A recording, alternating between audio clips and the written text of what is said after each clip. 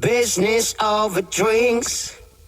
Business over drinks. This is Dave and Tom. This is business over drinks.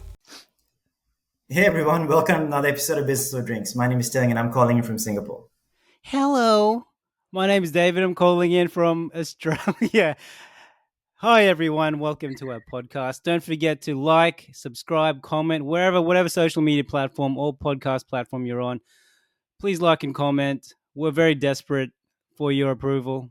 So thank you so much for your support. It helps us bring on fantastic guests like the one we're about to talk to tonight. So I'd like to introduce our wonderful guest, Dr. Jace Tan. So sometimes we interview founders of multinational companies, and sometimes we interview solopreneurs or people who are not necessarily global, but they're still killing it in business nonetheless. So if you're at a standstill in life at the moment and are looking for some kind of inspiration of what to do, or if you're looking for tips on how to start and operate a growing brick and mortar business, this episode will be really useful for you. So today we're interviewing a dear friend of mine who has decided to leave the rat race to do her own thing. But her journey to get there wasn't the easiest, and it wasn't necessarily the most. Based on our chats in the past, her taking time off to travel around the world had a lot to do with her successes today. So Dr. Jace Tan is a founder of Tan Chiro, a leading chiropractor in Brisbane. So she got into allied health through her love of sport. She started out as a track athlete, and she moved on to long distance running, and having competed in various full marathons in her 20s, including the Singapore Standard chartered 42 kilometers. That's insane, by the way. I just did 10 kilometers yesterday. And then she dragon boated in the Victorian state team at university and is now an avid rock climber. So she's fit. She was going to do medicine like a good Asian daughter, but when she did an internship at Glen Eagles in KL, she had this nagging feeling that surely there's something else she could do to help people before their health deteriorated to this level. So she went into Cairo instead. So after her travels, she worked as an associate in a number of practices around Brisbane before finally deciding to go and do her own thing. So starting from a small space north of Brisbane, she's had to quickly upgrade to a much bigger location and now has a small team helping her with this immense growth, all within a year. She also has a long list of clients, which is a great indicator of the quality of what she offers. Welcome to the show, Jace. Thanks for having me. I think I said a premature thank you earlier. Also, that's a super long introduction. Yeah, it's really long. I spent 10 hours writing it, perfecting it. Yeah, to be fair, that's probably not a joke. He does spend very long It is the time longest writing. thing I've written in months. Yeah. You took out my. I think I sent you that, and I thought you're going to chop it down. No, I made it bigger. No, you didn't. He just keeps on adding things as well. And yes, so when she was 14, just keeps on adding like extra stuff. Jace, welcome to the show. We're really looking forward to having you here. My introductions usually are very short, so this is a good break. This is a good change from everything. It's like my introductions are like 10 seconds. Like, oh, meet Jace. She's cool. Great. Let's go. You have reading problems. That's true. And I sometimes mumble a lot. But anyway, so usually how we start this is we like to find out what everyone's drinking. So you're probably going the hardest. So we're going to end with you, but we'll start with myself, then Dave and yourself. Yeah. So I'm drinking a strong zero grape flavor. It's their latest launch in Singapore, and it's a 9% extremely strong vodka something / based drink, which messes you up on the regular. I drink it all the time. Dave, what about yourself? I know I'm going to sound like a broken record, but I'm drinking the same drink I've been drinking for the past 2 episodes, which is courtesy of Winesmiths. It's an organic range, and I think I've developed an addiction to it because it's so easy to drink. And I'm not being paid to say this. They did sponsor us to drink, but I'm loving it. So you might expect me to drink it next episode. It's a Chardonnay. Nice. Yeah, from South Australia. Sounds nice. I'm actually having a whiskey. I'm having a Glenlivet. I actually think this might be the small batch Glenlivet, but I'm not 100% sure because I just grabbed something and poured it into a flask and brought it to this public space. So I don't know if I'm supposed to drink, but anyway. I like how you have a flask. I should do it. I brought a thermos, poured it into a glass. How was it? That's the most hardcore thing I've ever heard any of our guests ever say. Usually they're like, "Oh, I'm just trying." We've interviewed alcohol experts that the entire job is to drink on, like literally to drink on the job, and even they never said that. They were like, "Oh yeah, no, so I'm trying out this Awesome. fancy whiskey. Like I And put it in a Jace, flask." I'm amazing. I'm the best. Didn't you hear my introduction? I'm so awesome. and you're in the health space too, and you're into health and fitness. Fantastic. All right, so let's jump straight into the questions, Jace, because I think people are kind of dying to know like why you're on the podcast in the first place, but also maybe learn a little bit from you, right?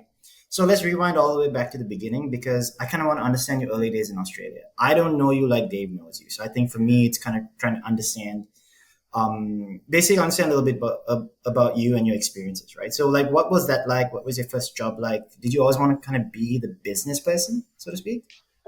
So to start it off, I moved to Melbourne in 2006. So I'm from Kuala Lumpur originally, and it was quite a culture shock moving from KL to Melbourne because I remember the first day of uni. I remember thinking, these Aussie kids are super brazen. They actually ask questions in lecture, whereas we don't. We just don't do that, and they don't really think twice about it either.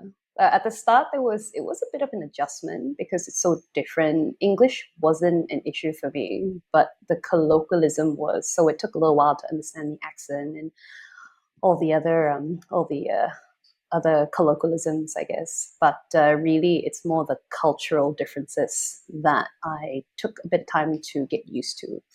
And I think the perfect example to actually highlight this was I went on this snow trip to Falls Creek, and we actually had to get snow chain to put onto your tires so you don't slip off the slopes.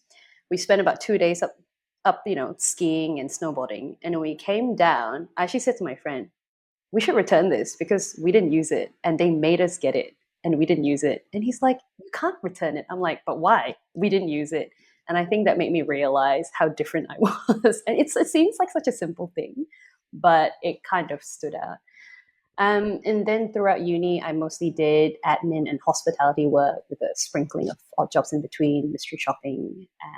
But apart from that, I never really fancied myself as a business person. I always had a bit of an inkling that I'm not so sure if I like to work for people forever. But apart from that, I never really thought I'd do my own thing or work for myself. So you never fantasized about sleeping on a bed of money and then having golden grills, holding a goblet. I fantasized that since the day I was born. It's like, I need to hold that scepter with an emerald at the top. I have all these slaves just as my feet. All right. So you obviously, so you traveled all the way to Melbourne, then you ended up in Brisbane. How did you end up in Brisbane? Actually, it's not a mistake. It was accidental. I graduated. I actually got a job in Melbourne and visiting a friend in Brisbane. I think it might have been during winter. And I remember thinking, what is this magical place? Because it was sunny. It was cool, but it was quite sunny. Whereas Melbourne is always cold. Melbourne is just crazy cold, 4 seasons a day type of situation. It just didn't take to me at all. Plus, I spend so much time outdoors. It's really hard to live in that environment. So whilst I was visiting my friend, I actually teed up a couple of job interviews and I got one of them. So I moved up here a few weeks after that. Yeah, nice. Can I take a step back again, right? Because it's interesting that you came from KL. So I go to KL all the time. I'm in KL, well, not recently because of COVID and stuff, but I used to be in KL basically 1 to 2 weeks a month for work and everything. I'm going to preface this with I actually genuinely love KL a lot. I think the food's amazing. The people are very nice. It's got its flaws, but then so does every place that I've ever been to. Say the specific flaws. No, we don't need to get into that right now. The people, the building. No, I'm joking. I really enjoy the place. Food is so much better than Singapore, though. It right? is. No, the food in KL is amazing. I love it. It's not a competition. They win, right? I've said that many times and got cussed out a lot. I like this guy a lot. I know, like I gain weight every time I go to KL, so that's another thing I try to avoid. So my thing is, right, what were some of the biggest culture shocks? Because I know you mentioned kind of one thing about it, like for example, when you got the snow tires and stuff like that, right? What was like one of the biggest culture shocks that you had when you came from KL, where I'm assuming you stayed for most of your life, and you moved to Australia, which is, and let's be very honest, super different. It's like a super different place with really sensitive people. You can't say anything. You can't say the stuff that Dave says when we're not recording. I'll just say that. So true. But there's more this these past few years where you have to be politically correct. Back Yeah, then, you yeah. could say a lot of stuff. True. It's changed a lot. Uh, I think that the biggest difference is, first of all, I grew up in a predominantly Asian community. I went to a public school in KL. I had some Western, like American friends, right? But I wasn't really surrounded by that community. So that's probably the biggest shock, is that suddenly there are all these white people everywhere. like honestly, that is honestly how I felt. That's the best reason. That's the best difference I've ever had. I'm sorry. I didn't mean to derail you. Carry on, please. Sorry. I was 19. I never lived at a home, and then suddenly I was in this whole new place. And I'm like, whoa, you guys! I understand what you're saying, but you also talk really funny. And you're right. There's the thing that a lot of my uni friends actually said to me was, well, you can't be that direct. You can't say that. You can't say this. And then kale is not very safe either. So legitimately, because you carried like penknives with you everywhere. I don't know if that's a thing that you do, but just in case, In KL? jumps you, Yeah. you just have like a little thing that you can So slash back, just in case. Kale actually has, for example, women only parking lots and stuff like that. So as a safety measure, because the number of, I'm just going to say, attacks that have happened when people were parking their cars is insanely high.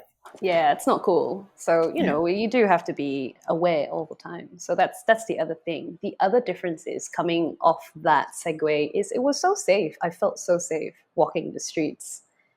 But yeah, that would be the most stark differences, I guess. So it's so hard to say now, because I've been here 16 years. It's kind of It's funny to there's a remember. distance, right? There's a distance now. Pretty much Aussie now.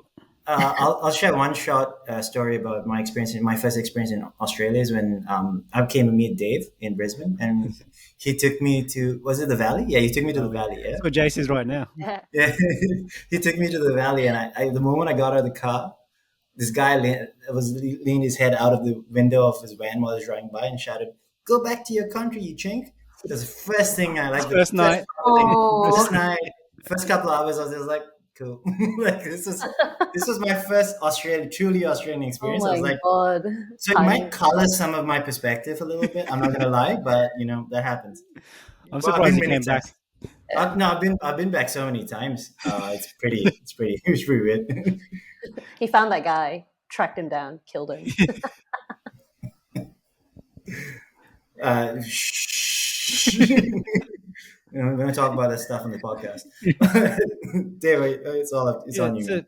So there was a big travel, but then you also did travel. Like at some point in your life, you travel the world, right? And I think we've had many chats about that.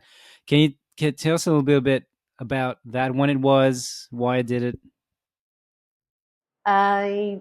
The travel period itself was quite long. So I actually left at the end of 2014, and I came back to Brisbane in early 2016. So I 2 traveled years.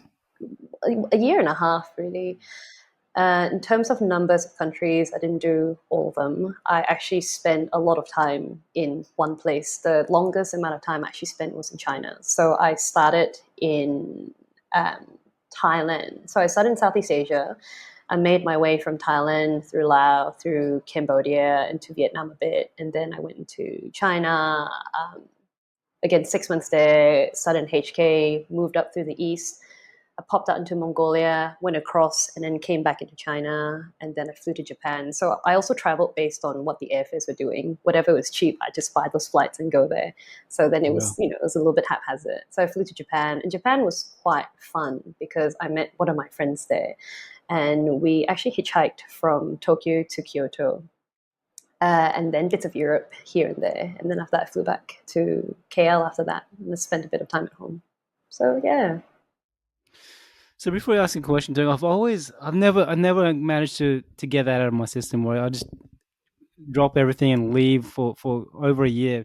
How did you fund that? Was it just from savings? It was just from savings. I also Yeah. did things on the cheap, like on the cheap. Yeah. Also, one of the reasons why I spend so much time in Asia, to be really honest. I It's did. affordable. Yeah, because it was so affordable. Like China was amazing. I had no expectations. And I can speak some Mandarin, but just enough to get me by. I can read some, but not a lot. So it was really interesting traveling. But yeah, it's mostly, backpacking, staying in dorms. Sometimes they were super cool, sometimes they were shit. Just That sounds about stench. right. That sounds about right. Yeah, but it's cheap, right? Mm. This reminds me of a travel story Dave and I had. So I think this was actually in KL when we went traveling because Malaysia. Dave had never Yeah. been to Malaysia before, so we went traveling together there many years ago. Dave tried to punch me in the face because he got drunk I was and just angry. he just tried to hit me in the face. I think Yeah. there's a great couple of great pictures about that. Do you know how you are? How every year you're boasting about Malaysia's food. The first restaurant we went to, we came there with no research. We went to Pizza Hut. Oh shit! In Yeah, Malaysia, in KL. Yeah. Yeah, it's like, yeah, let's check out the culture, man. Pizza Hut. amazing. You should have That's a done good meal. McDonald's because every McDonald's is different, right? In Yeah, each country. the apple we, pies are. we didn't do any research at all. And to be fair, I hadn't really I think I've been to KL once before that time, but that was for like work or something. Yeah. So I was a terrible guide anyway. And also, and I'll say one thing, sorry, based on what you said, right? The McDonald's in Malaysia, and God, I'm gonna get so much anger from this, is the worst McDonald's I've ever been to. Like Oh, McDonald's hands down in Malaysia is the worst. it's so shit. McDonald's What? everywhere else is pretty cool. Why is it shit? McDonald's in Malaysia is shit. Like the service is bad, the food's not great. I don't know how the standards lapse in Malaysia. Yeah. Everywhere else in Indonesia, the McDonald's is kind of cool. Like they do really unique stuff. Quality of food's pretty good. In Malaysia, it's not. What's And Malaysia's culture thing? Oh, KFC for sure. You have to have Yeah. KFC in Malaysia. That is the thing you should have. But no, you're right, Tan. The McDonald's is not so great. I don't know how you fuck it up. It's yeah, exactly. Like it's a formula. Like it's literally like the hardest thing to fuck up. Like, oh, heat the bun, put it on. That's it.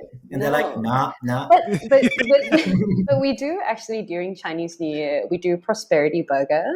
I don't know if you've ever had that. Now that is excellent. So it's this like longish burger with this really juicy beef patty, and it's black pepper, and it's got all these onions. That's the best thing that Malaysia McDonald's has to offer.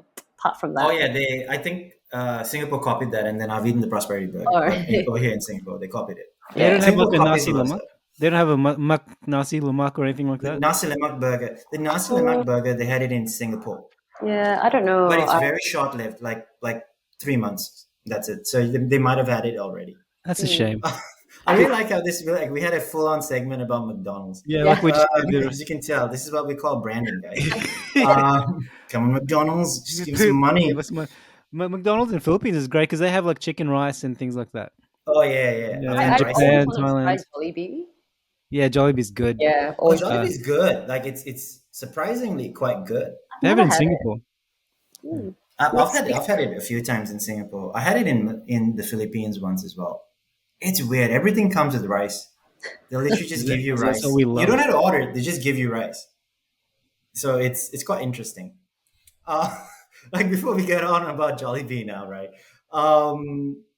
So Dave was mentioning that you actually had a crazy experience in Mongolia, of all places, which I've never been to. Could you kind of tell us a little bit more about that? I think people will be really interested in listening to that. Okay, so just to give the story a bit of a context, Mongolia has got quite a few border crossings, but the one that is most commonly utilized is the one in Ulaanbaatar on the east side. Because I had spent about 6 weeks, I think, in Mongolia, I was sort of closer to the western side.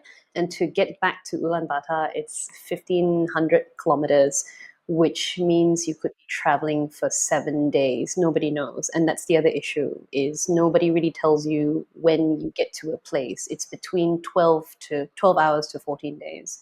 So yeah, it's kind of crazy. So I went towards the western side, and the transportation arrangement is hearsay. So I talked to this guy at the motel who calls his cousin, and then he tells me to go to this market. It's a black market, by the way, and this is in the city of Hovd. And he says to me, just go to this fence. There's lots of lads there with jeeps and vans that will go to Bugan, which is the border crossing town. So you just talk to somebody. So long story short, I got a van.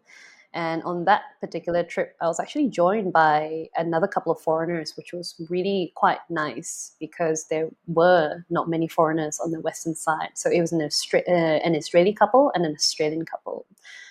So we got quoted, somewhere that will get to this border crossing between 10 to 16 hours. Maybe we took about 12 hours to get there. But when we got quite close to the checkpoint, though, this Israeli guy he got really heated, I think because he just wanted to know when we were going to get there. Because it's uncomfortable. You're sitting in this van with all these other guys. And it got so bad that the driver actually stopped the van and gets out. And then they're like yelling at each other. And there were 6 Mongolian guys in this van, by the way. And then suddenly this van driver pulls out a knife and just marches towards the Israeli guy and threatens to stab him.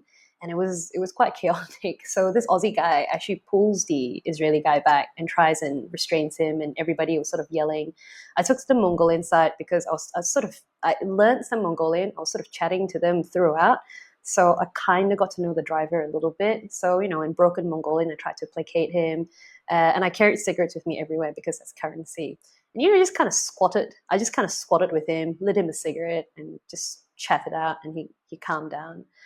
So it all happened really quickly. It kind of got heated up super quickly. And honestly, I'm surprised that nobody got stabbed. But Mongolians are really nice, though, in general. So maybe that's why I leapt to this guy who's knife wielding. Maybe I felt like nothing was going to happen, even though it could have very well have been. But yeah, anyway, everything ended up fine. Maybe it's because you're Malaysian and you're just like, oh, a knife. Normal. Yeah. I know. You had one in your own pocket, right? I do, yeah. I pulled out my machete, and straight away everyone's like, whoa. They're like, oh, she's coming down. You're actually like, you take that knife out one more time, I'll slice you. And you're showing him your blades. And it's like, oh, shit. What would you have done if he lunged? Would you have stabbed him? Dude, I don't know, man. I think about that all the time because, I said, it all happened so quickly. But because I was quite comfortable with those guys, because throughout the whole 12 hours, I was sitting there talking to them. And at the end of the day, culturally anyway, they're really quite gentle. They are fighting people, but from my experience, they're not unnecessarily violent. Whereas, unfortunately, the other guy, he was just looking for trouble for no good reason. But anyway, I don't know where he is now because he actually took his backpack from the van and he just started walking into the desert. So I don't know what happened to him. Damn, mysterious. He's dead. He's dead. I think that's a safe assumption. Also, Mongolians are nice, calm people with a history of violence. It's just like a very, very, very... Like we're all like most of us are part Mongolian a little bit. Thanks to Genghis Khan. I think of one. Don't worry about the pillaging. I think it's 1/8 of Asian men are 1 in 20. 1 in 20 people in the world have some relation to Genghis Khan. They're like super, super minor, but he basically spread it out so much. Well, he's still so godlike over there. He's still so revered. He's in all the currencies. Everyone talks about Genghis Khan still. It's quite cool to see. He's the winner, right? He's like the country's winner. He is, yeah. Right, who else? Name another Mongolian you can name. I mean, Kublai Khan. Yeah, his dad. Name someone else. name any one of Genghis Khan's children. Because he had a lot. You got it's crazy. It's crazy. He's actually like legit. Yeah, he's legit a winner. Let's be fair. He's just a winner. They are. They don't get me wrong. They are culturally nice and all, but you can tell that they are fighters, though. Even their language. I had a good friend who was beat up for being Caucasian when he was in Mongolia. Yeah, you don't often hear of that. Right? You often hear the other way around. I really shouldn't laugh. Oh. But it's so rare, right? But he was beat up, which is pretty terrible.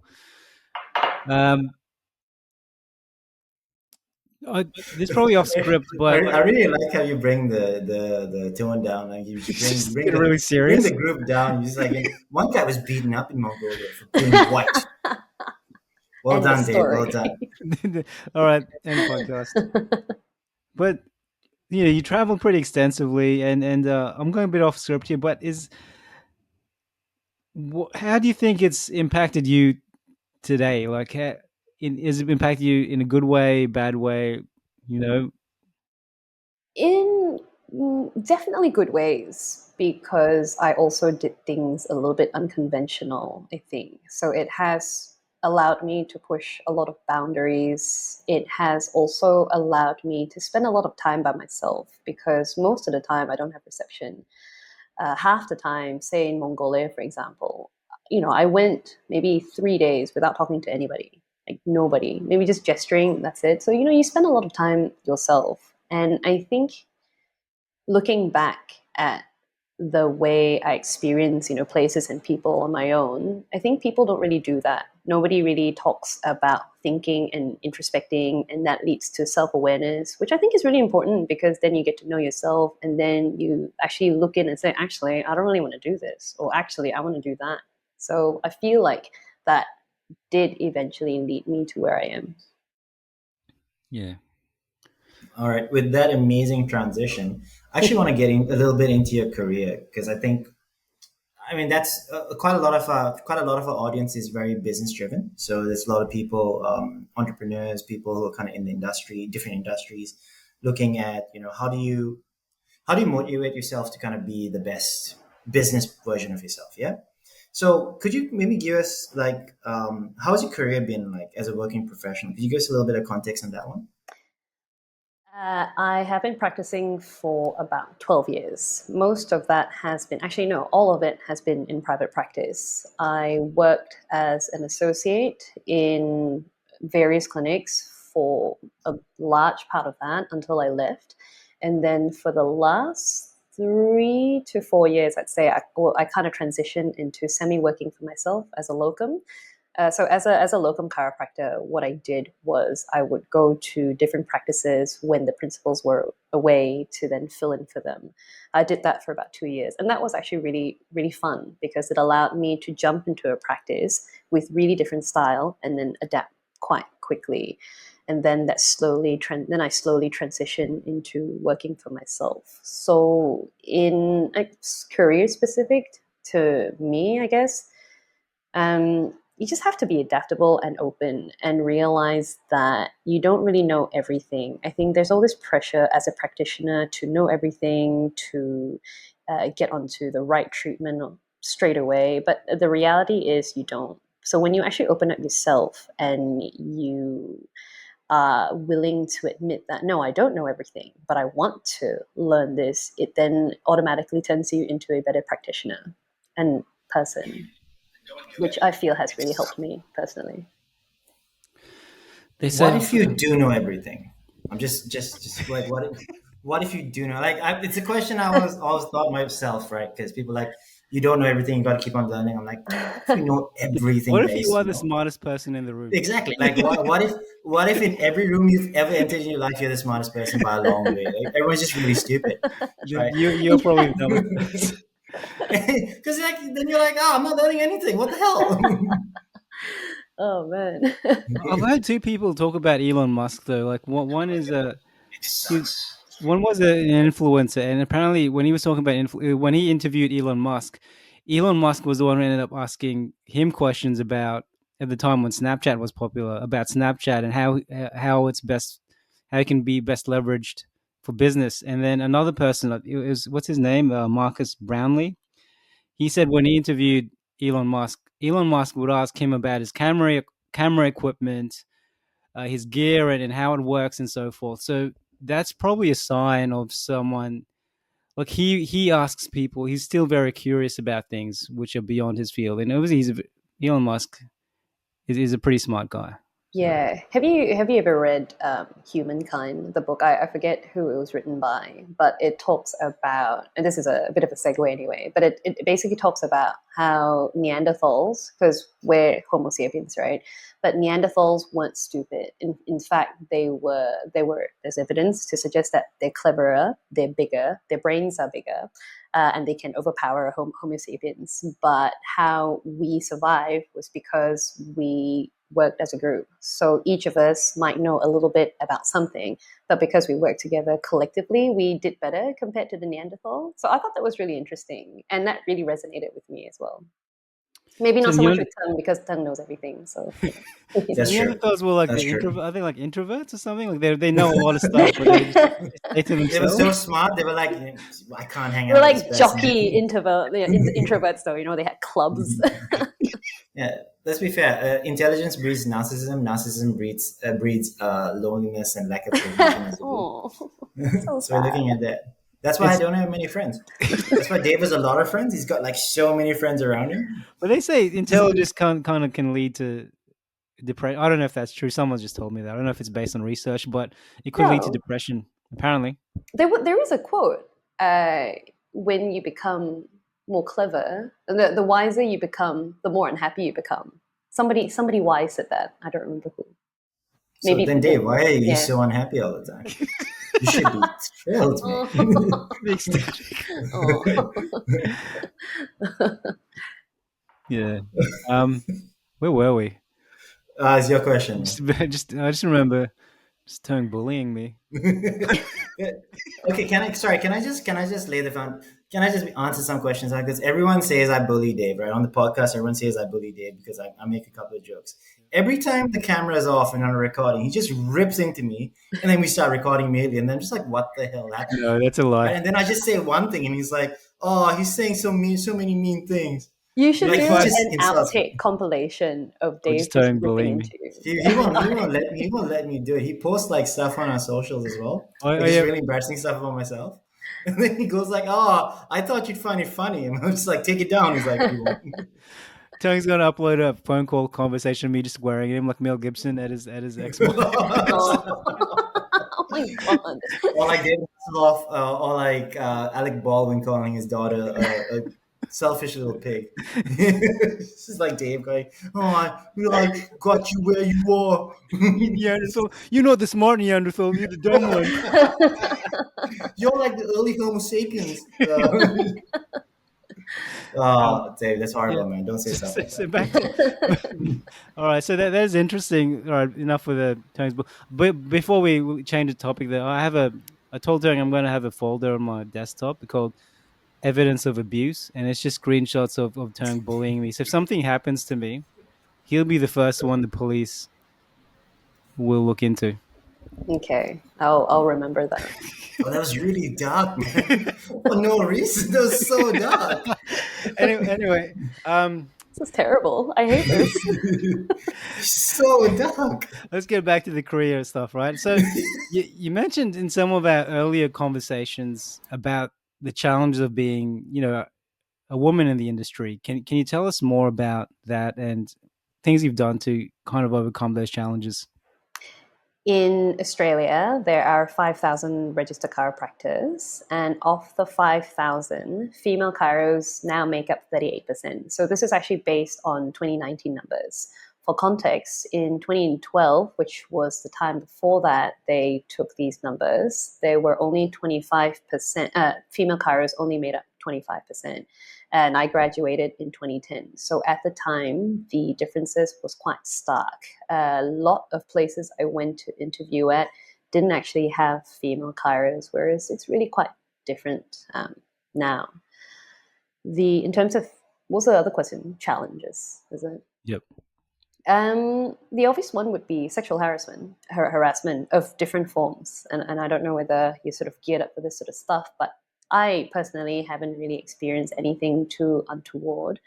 Majority of the incidences were just men speaking inappropriately, making inappropriate jokes, and I definitely am not sensitive. But most of the time, they just say things enough to just stay under that line where it crosses into the offensive. I have definitely been touched unnecessarily, but again, it's always under the line, right?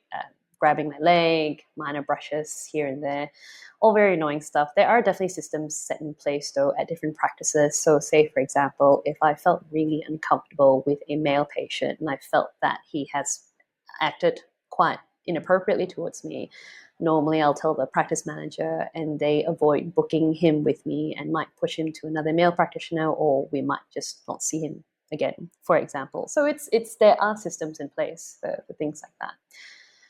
The other challenge, I suppose, is bias. Pay gap. The pay gap difference in this sort of work luckily isn't as large as other industries. Again, this is more so my perception, so I don't have there are no real numbers to confirm or deny that. But when I was looking for work, a lot of practice owners preferred men. And I actually had been told by this one workplace where I was the first female chiropractor hired in over 20 years. But that's more so perception. And in reality, not all patients prefer male practitioners either.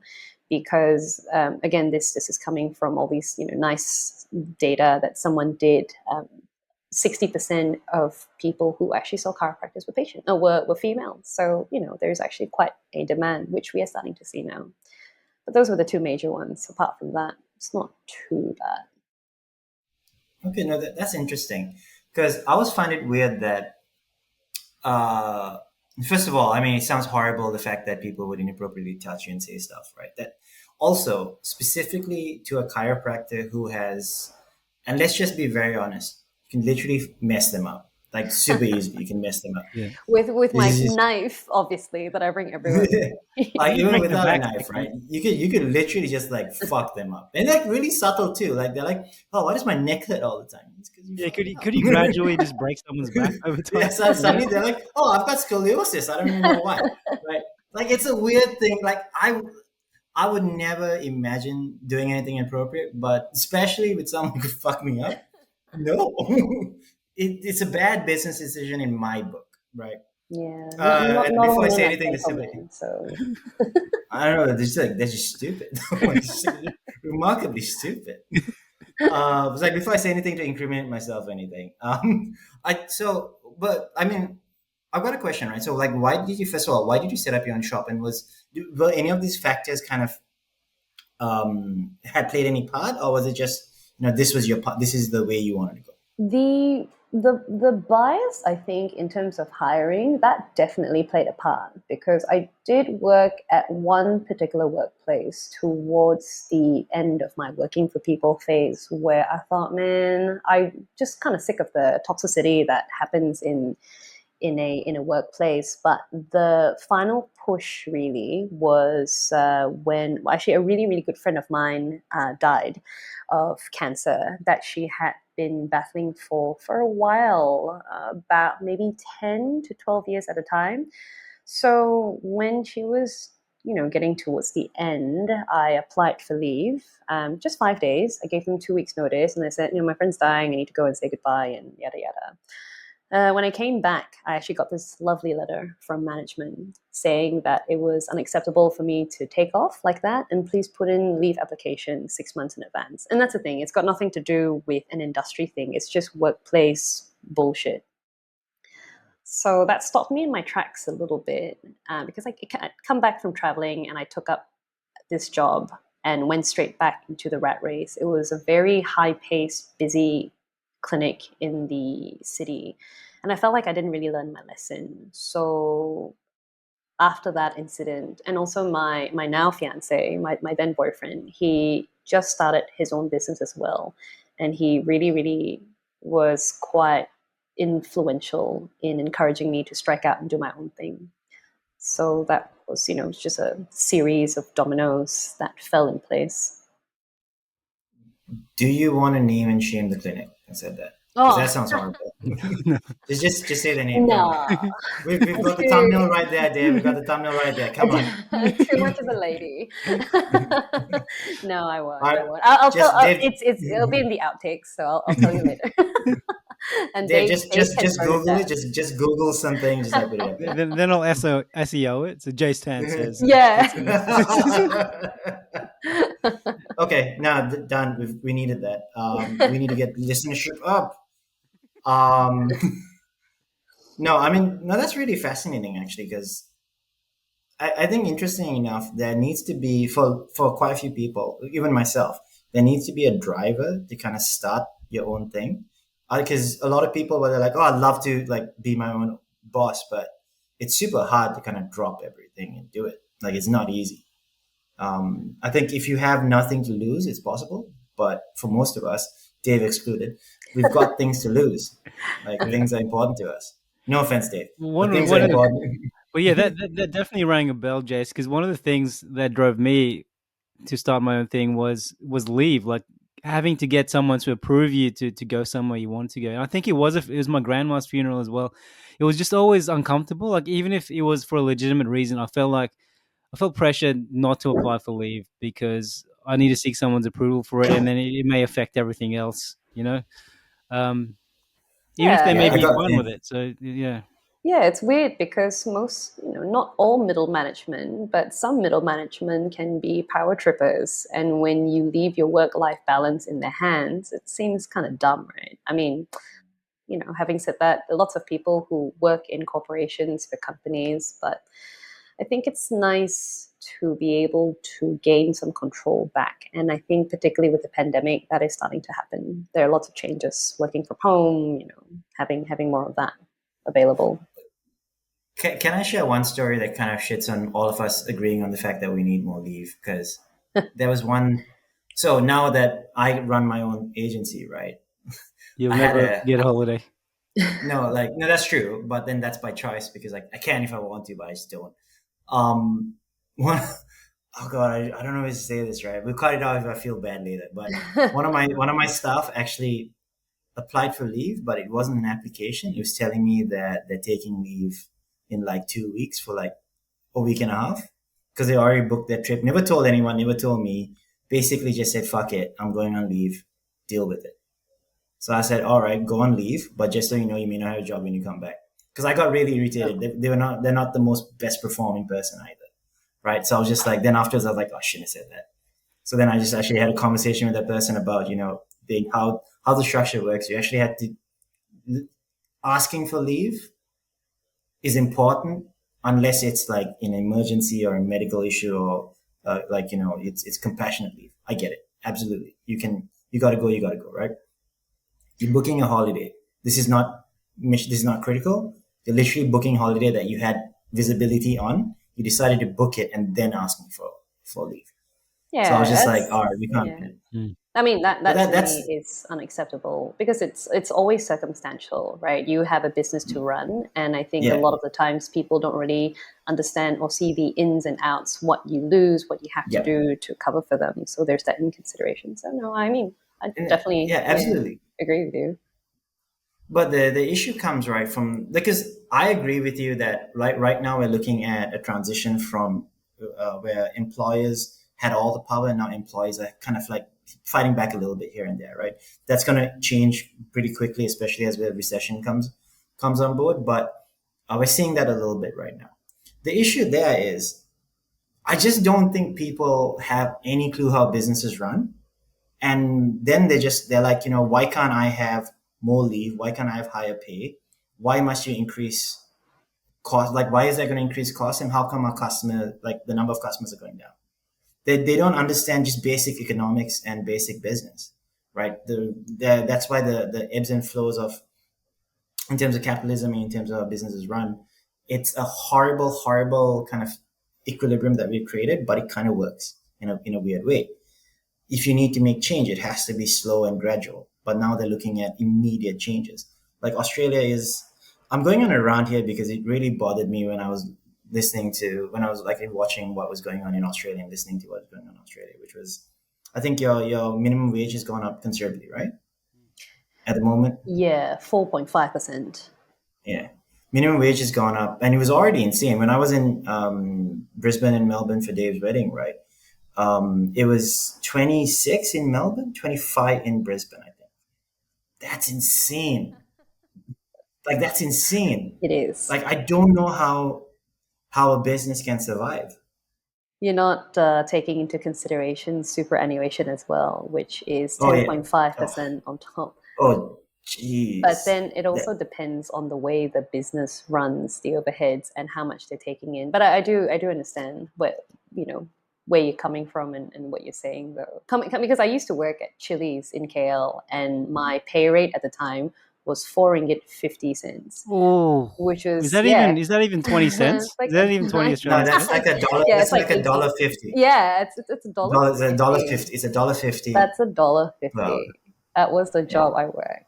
So, yeah. That's just going to make look. I go to a number of Asian, Chinese, and Japanese restaurants now, and the waiters are robots. Like I'm not even joking. Like in Indrapilli, Yeah. and that's just what's going to happen. People like you can't afford they're, people, they're, and they're outpricing themselves a little bit, and the reason is people don't seem to understand this is going to be great for 2 years, and then businesses are going to survive by figuring out how the hell to just screw them, right? Yeah. They're going to, like, restaurants were struggling to find people to fill in the gaps because they couldn't pay them enough. Yeah. But then, like 2 years from now, what if there's no, like, half the restaurants are gone, they've already filled up all the service, and then people don't have jobs, like there are no junior, you have to sweep the floors or something like that, right? Which is not ideal. Working in F&B, I've never done it, so I'm not gonna say too much. I know it's hard, but chili sounded like it was shit. Like that must have been 4 ringgit an I'm hour. Oh, Hospitality, 4.5, yeah. 4.5. It's yeah. Anyway. was it?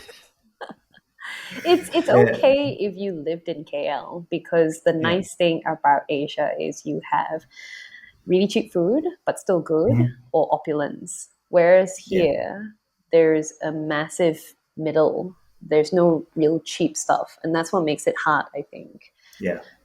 But no, you're right. I agree that people are very lucky. We live in a bubble in Australia. All right, so let's kind of row back into the business side of things and running.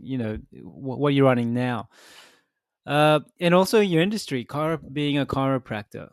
Some people have displayed some skepticism about what chiropractors do, though it's officially a very legitimate practice.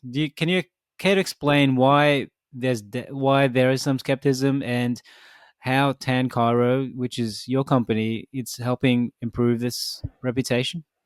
So chiros are definitely controversial. I definitely realize that people either love us or hate us. And the other issue that exists within the profession is a lot of chiropractors practice very differently. So one individual practitioner can be so different to the next.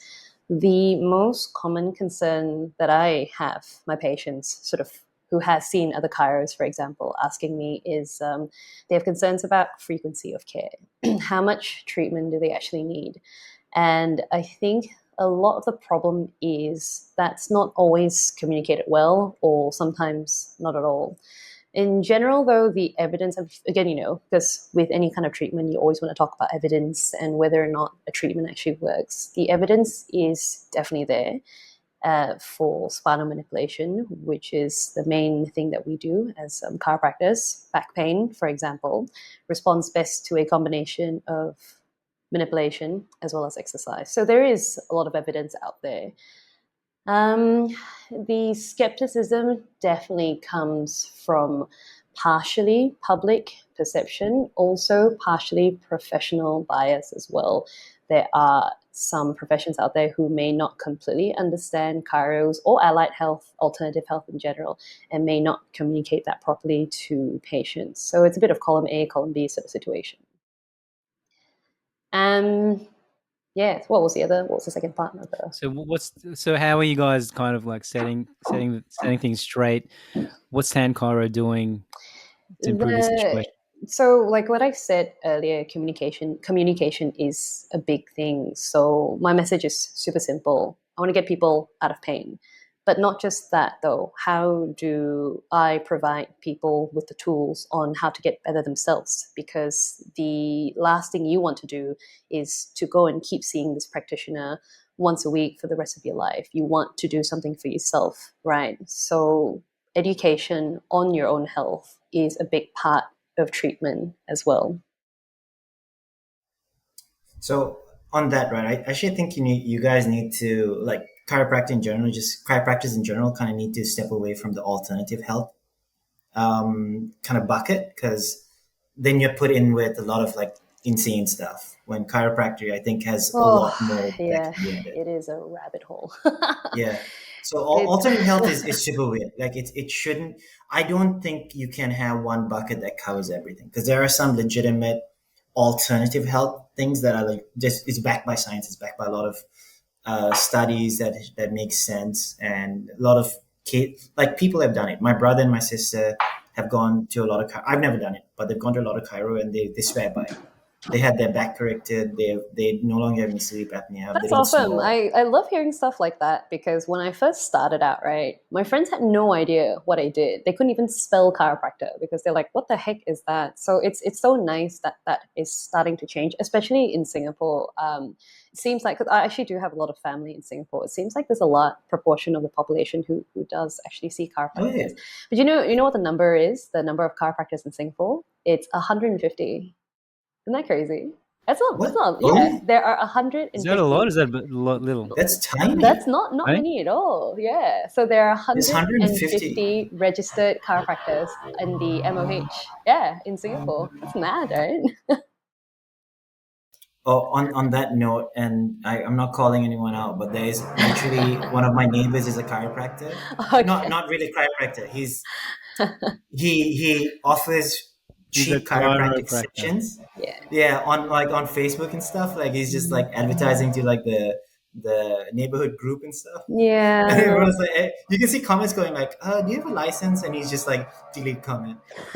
so, Oh, so like he might be ruining you guys' reputation a little bit.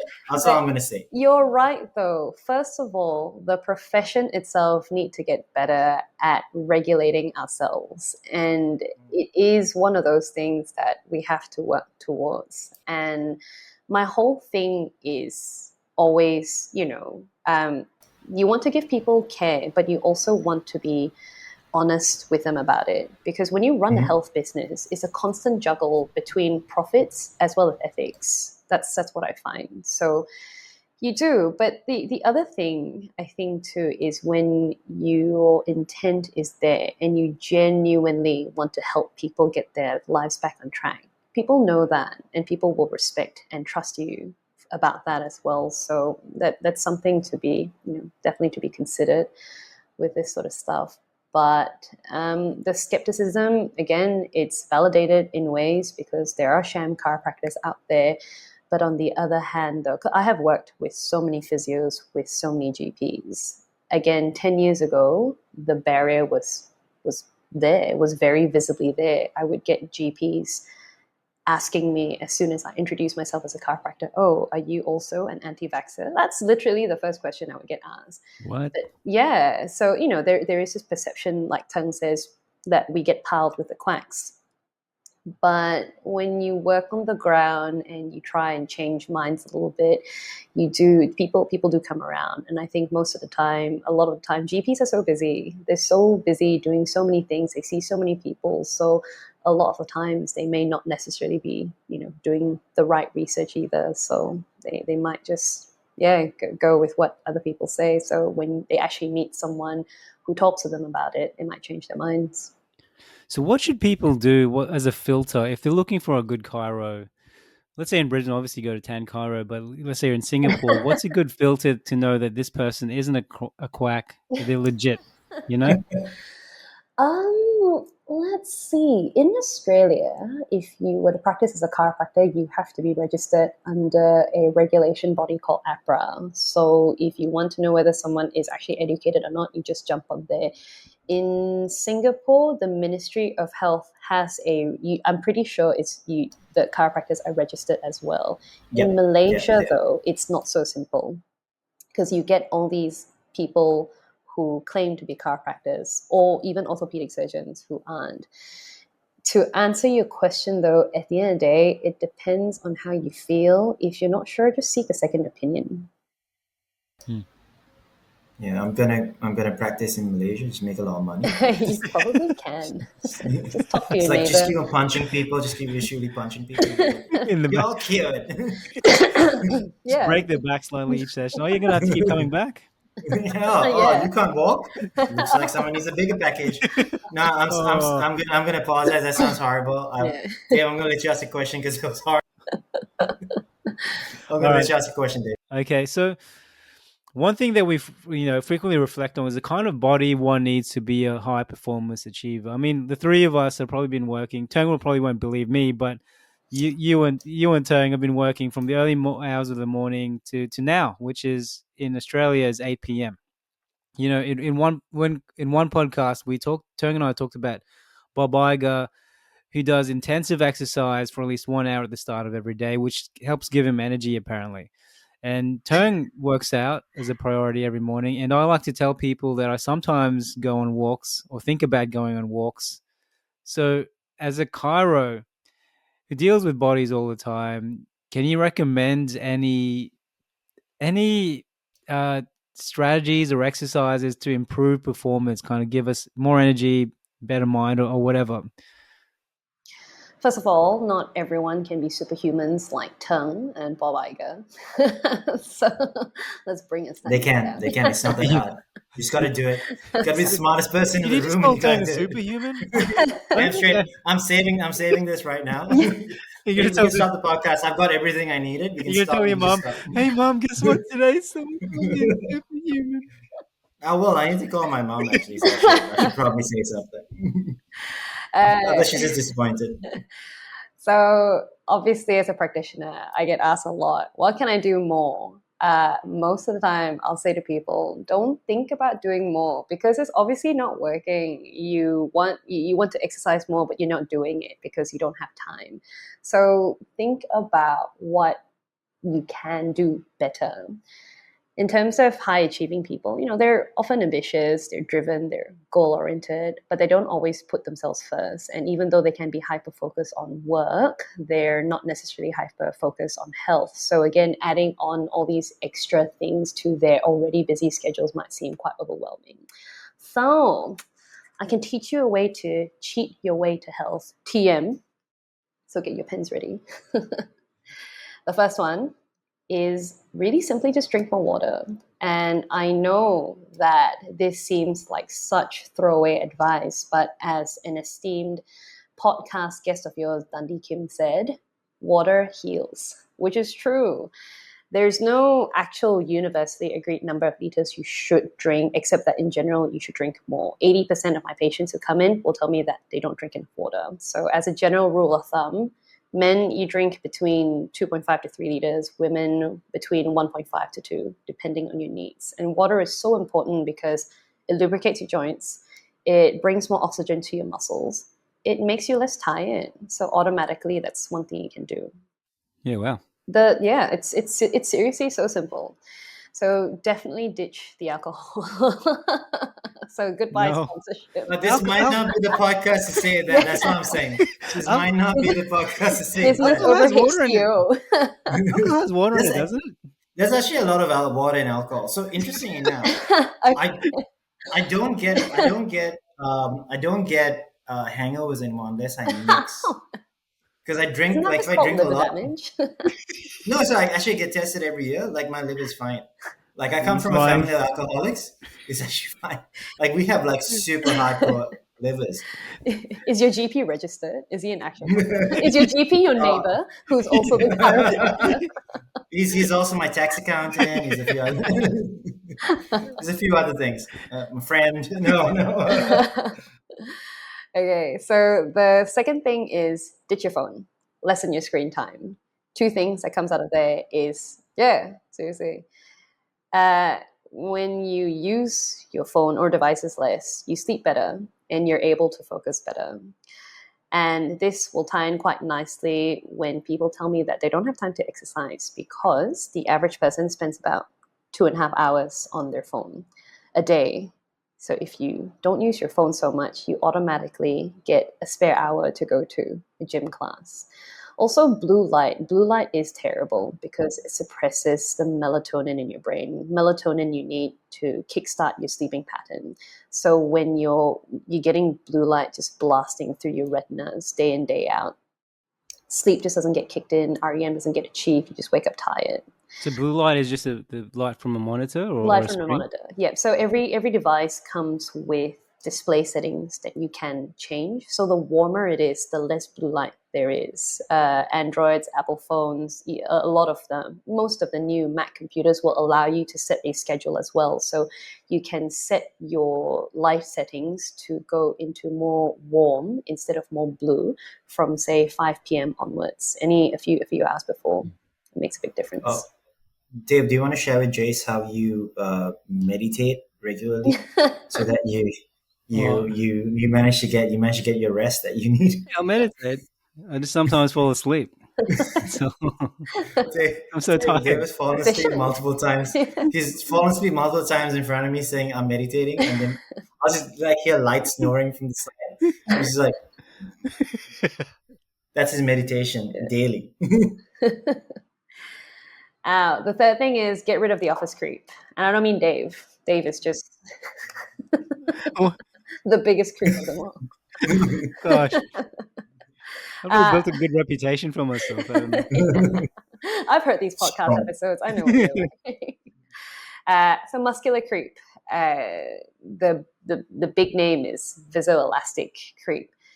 When you're sitting down all the time, which you guys obviously do with your work, your muscles and your joints actually mold in a particular position. So even when you're standing up and walking around, your brain automatically wants you to sit down again. So over time, you spend a lot of energy trying to stand up straight. So just move. And I don't mean just stand up, because even if you get a standing desk and you're not moving, that's not really helping either. Actually stretch. You know those old aunties you see doing Tai Chi in the park? They're actually onto something. Oh, nice. It's called muscular creep. Muscular creep, viscoelastic creep. Oh, let me know if I'm doing this correctly. So I have a Pomodoro thing, right? So it sets off 45 minutes timer, a 45-minute timer. So I work for 45 minutes, then it gives me a 7-minute break so where I can walk around. Is that enough time? 7 minutes is fine. Walking around is fine. What you should do though is you should actually stretch, like push your body to not limits, but stand there and stretch it out and actually hold the stretch for an amount of time as well. Ideally, you want to hold yourself in a position for about 90 seconds, because if you're just doing this where you're pulsing, that actually doesn't really do all that much. So Yeah, okay. move, but also incorporate some stretches into it. That's oddly enough, I've been doing this just on accident because when I have calls, I need to distract myself a lot. So when I'm on business calls and stuff, so I just walk around, do stretches. I literally clean the house while I'm on a phone call. It's really useful, Yeah. and I do incorporate stretches sometimes because I just have nothing to clean, so I just start doing stretches and like random stuff. I didn't even realize that was helpful. Yeah, it's great. It's really interesting. Yeah. So, yep, sorry. Yeah. And the last one is, again, quite simply, just breathe properly. We're mostly mouth breathers. When you mouth breathe, the air only reaches the top half of your lungs, and it doesn't really stimulate the relaxation. So what you want to do is breathe through your nose. And the quick way to do that is just put your tongue up against the roof of your mouth, and you straight away breathe through your nose. Because when you actually bring air into the bottom of your lung, you stimulate your parasympathetic nervous system. That's the chill one, where it actually brings more oxygen to your brain and you can think better and you're more calm, you're more relaxed, you're not constantly on edge. So little things to incorporate, because again, when you give someone a big long list of things to do, compliance is normally not there. Yeah, like the big morning routine thing that people go on about. Like it's a huge checklist. But then Yeah. they say, what's the one thing that can give you the biggest dividend? So I guess that's a really good list. So I mean, drinking more water. yeah, of the four Yeah. things, how many things would you do realistically? And all of them can fit in, I think. Yeah.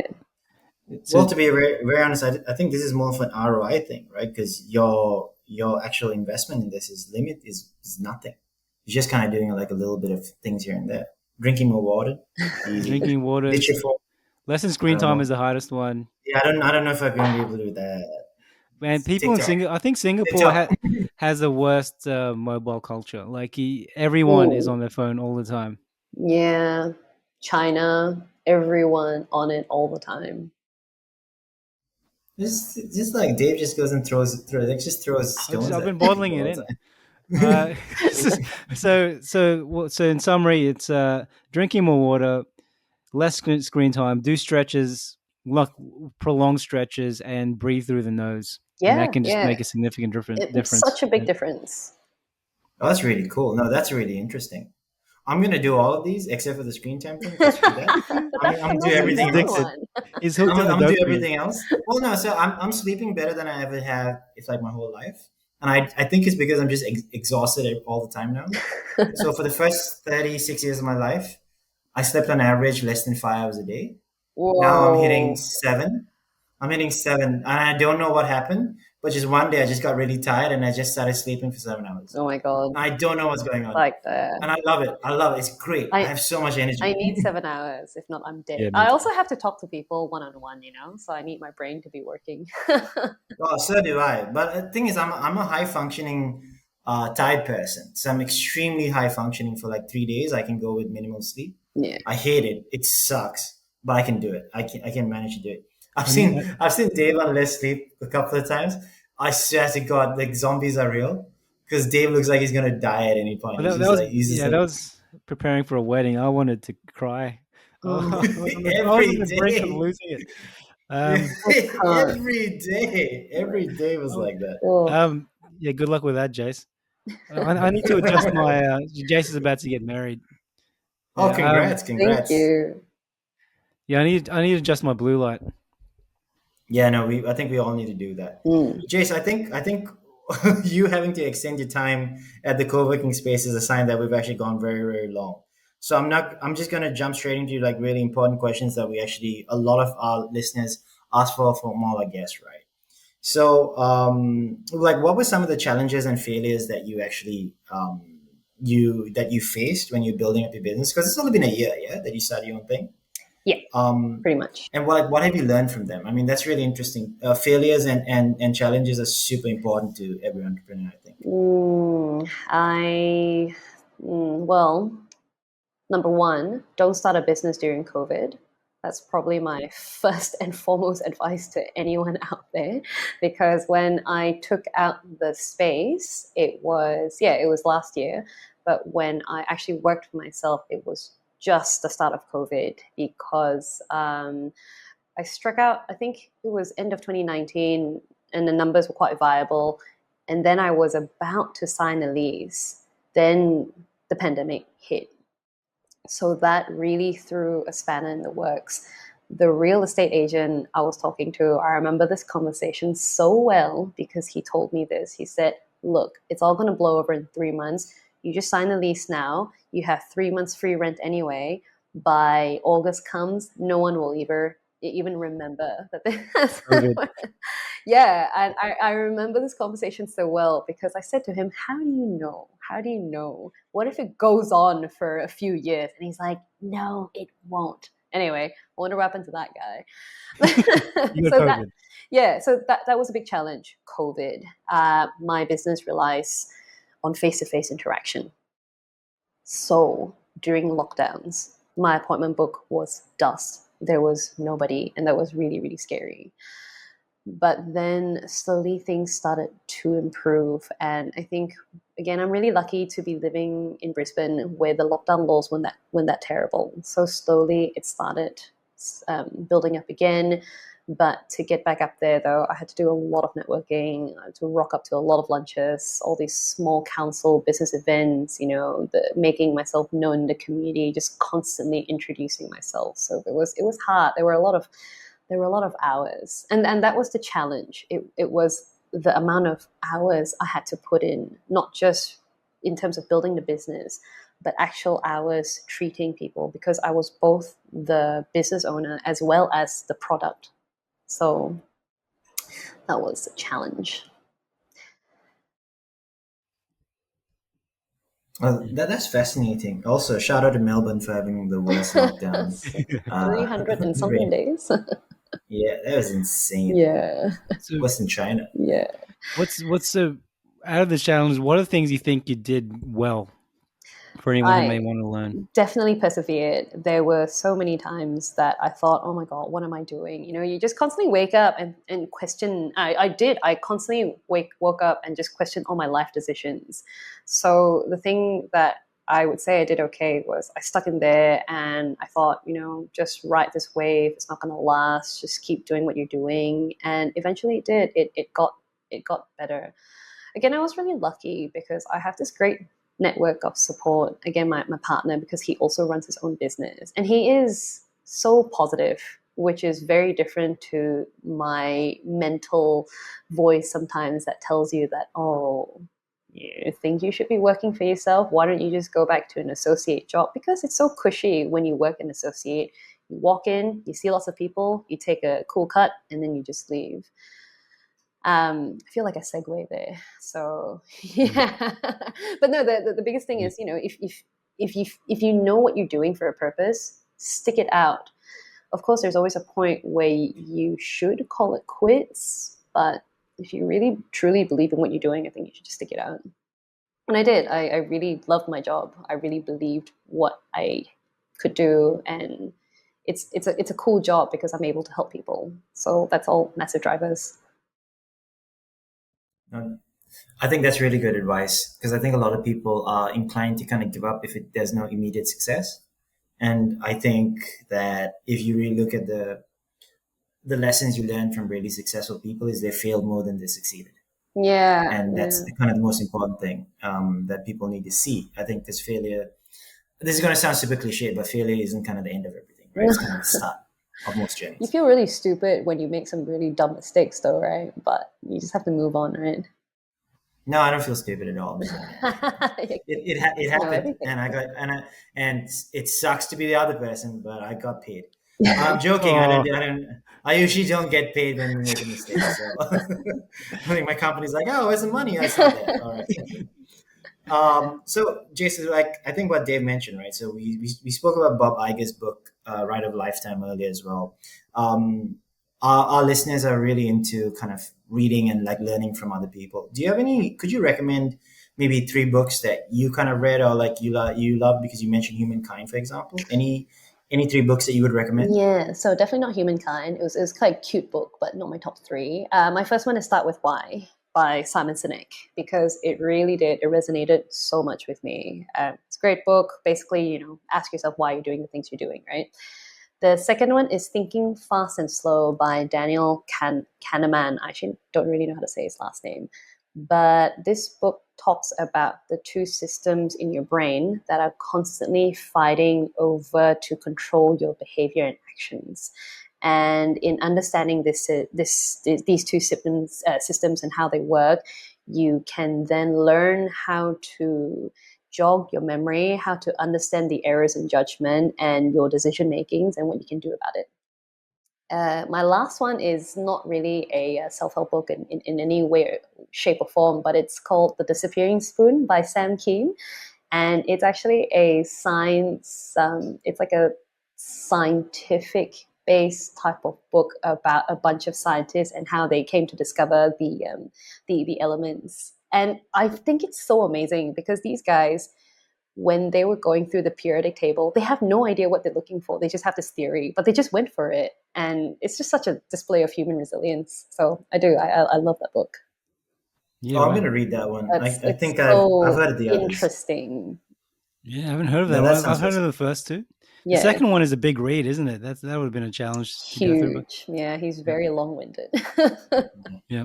Well, that sounds really interesting and fascinating. Yeah, I'm doing this challenge for myself because I've been so busy with stuff. So every month, I'm going to try and read one new book every single month. yeah. So I started this month, and I suck. So I've got 25 pages into a 300-page book. So I'm not doing well. It's the 29th of August. I'm not doing that well, just FYI. Yeah, two But more days. I'm gonna try and it's gonna suck if I don't finish it. So I'm gonna try. Mm. Simon Sinek's book sounds interesting. I don't like his videos on LinkedIn. I see it all the I time. I'm not a know, big I fan of that. know. Yeah, Yeah, it's very preachy. it is. It is. It sounds like Dave. He's very hallmark. Simon says. Yeah, kind of like he's throwing out like these Grandiose. no, not grandiose statements. He's literally just throwing out headlines all the time. He's like trying to create these little digestible little bits versus actually like saying something of value. Yeah. But then So he's like just throwing something that just sounds really great if you share it on LinkedIn or but then Facebook or the whatever. fact that he's famous now because of it. So what he's done is as a marketing tool anyway is good. Oh yeah, no. So as a mark, like So just to wrap it up, where's what's your vision for Tan Chiro in the future? Where's it going? Well, the dream is to expand the team because I can't work on my own forever. I keep spreading my message. Take care of yourself, take charge of your health. My ultimate dream definitely is to build a community of practitioners who are like minded and eventually step away from treating as much. Ultimately, I would actually really like to get a PhD and do some research because, as discussed earlier, research in Cairo is there, but not enough. And my focus is also on children, which again can be even more controversial. So I would love to do that. My ultimate goal is to do research on Cairo for the younger population, starting with case studies. So you can do clinical stuff where I measure how much better a child is from receiving Cairo care, starting there and then adding to the pool of evidence that we already have. So yeah, that's really it. Expand the team so I don't have to work as much, and then do the thing I really want to do. Yep. And it'll be really easy to get there, I'm sure. Such lovely, kind words. um, just so like dripping with sarcasm. It's Dave. It'll be so easy for you. Sure. no, but You will fail. yeah. So tanchiro.com.au if anyone wants to check her out. There's some links to her Facebook and Instagram. So Instagram is tan.chiro. That's CHIRO. Same with Facebook. Facebook is facebook.com/tan chiropractic. But we'll link to that in our show notes as well. Yeah, no, this is fascinating. Jace, I think we've got 1,000 more questions, but I also realized that it's quite late now in Australia. We're going to kick so you we're out gonna- there soon. Yeah, they're going to kick you out. They're going to kick you out pretty soon. But thanks so much for joining us on the podcast. I think, as Dave mentioned, we're going to put everything in the show notes so that people know how to reach out to you. Do you have any last words? Anything that you want to say about what you guys are doing, or do you want to just insult Dave? Go for it. Like this is your time. No, I mean, I think this was really fun. Actually, I really had no expectations, and yeah, it was really nice. I really like the concept you guys have going. That's how we work best. When people have no expectations, they're like, "Oh, it wasn't shit as I thought it was." I'm like, "Yes, yes." You know what it's like. I did really like the whole, because one of my favorite podcasts is How I Built This by Guy Raz, and I'll listen to that. I really like him as a presenter as well, because he just seems so affable, and often he interviews all these guys who like have done all these big things, right? And I do like the stuff that you guys do as well, like the small guys, which I think is super relatable for a lot of people, because how many of us are going to build multinational companies? So I think it's The moment we get big enough to get all the big guys on a podcast, we're just gonna ditch all this. It's really fast. Okay. Like, who you? I don't know who you are. But I thought we were Elon Musk. friends. Elon Musk. Elon Musk. Jeff Bezos. It's like, who's that? It's just ditch everyone. Hi everybody, we got the president of the United States. Okay. Is that a wrap?